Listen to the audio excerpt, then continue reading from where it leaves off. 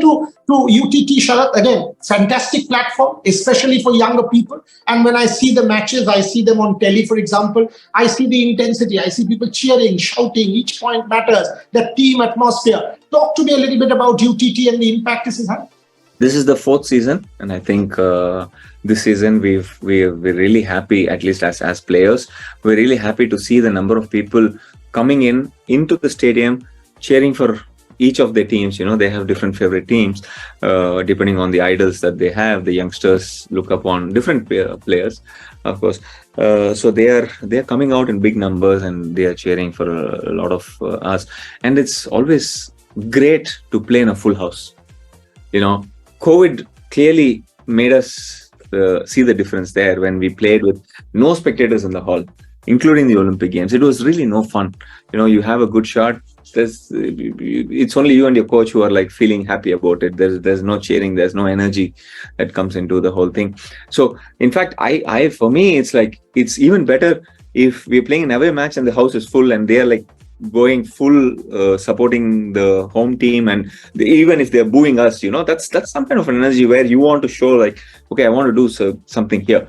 So that's a really great takeaway for this season 4.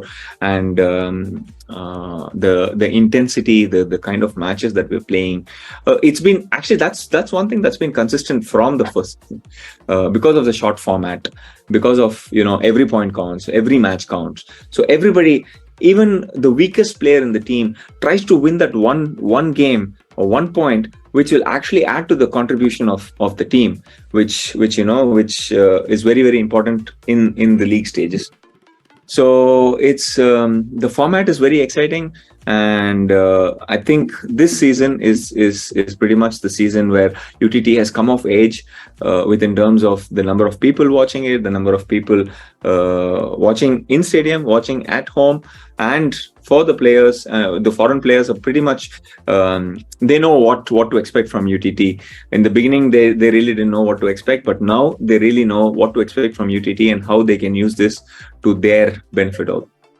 Final question. I mean, you mentioned the foreign players, and for Indians also, and this was a point made to me by one of the younger players, that when now they play with these foreign players, they socialize with these foreign players, spend time, dressing room and social talk or whatever, that aura goes. Now you can sort of, that this guy is beatable, this lady is beatable. And what has happened with the IPL in cricket, for example, or with the ISL to a degree in football, is also happening with the UTT. Not every day can a youngster spend time with Sharath Kamal. Possible in a team environment in the UTT.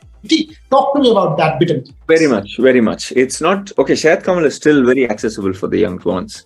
Because they see me in national tournaments and stuff like that, or in training camps.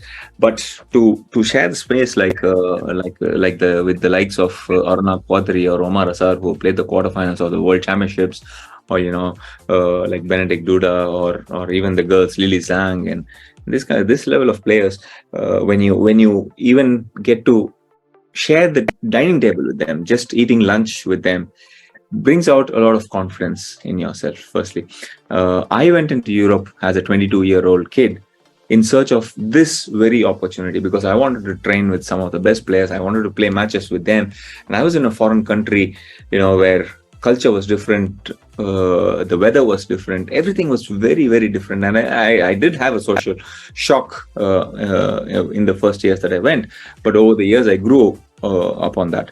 But for these youngsters, this opportunity is given to them in their very comfortable zone, and the youngsters are also making use of this situation very, very well. So if you look at season 1, Satyan and Manika did very, very good in UTT season 1, and they started to grow up the scale internationally also very well. Then in the second season, we had Archana Kamath and Manav Thakur.